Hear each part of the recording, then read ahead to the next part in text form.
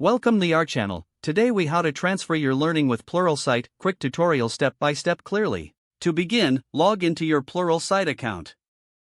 Navigate to the home page where you can view your dashboard. On the dashboard, locate the course you want to transfer. Click on the course title to open the course overview page. In the course overview, find the option labeled Transfer. Click on Transfer to initiate the process. You will be prompted to select the destination for your transfer.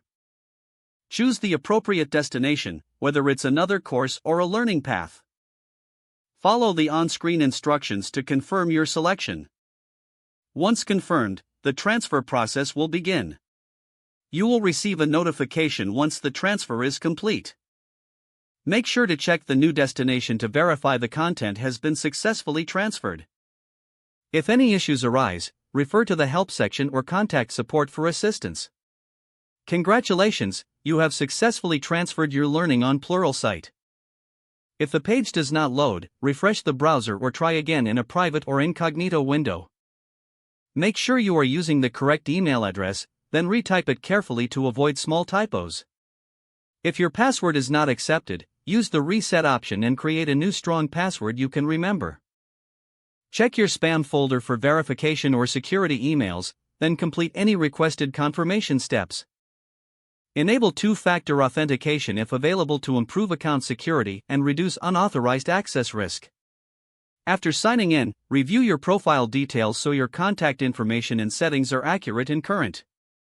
If you see an error message, note it down and try again after restarting your device and internet connection. Log out when you finish, especially on shared devices, to keep your account and payment information secure. If the page does not load, refresh the browser or try again in a private or incognito window. Make sure you are using the correct email address, then retype it carefully to avoid small typos. If your password is not accepted, use the reset option and create a new strong password you can remember. Check your spam folder for verification or security emails, then complete any requested confirmation steps. Enable two-factor authentication if available to improve account security and reduce unauthorized access risk.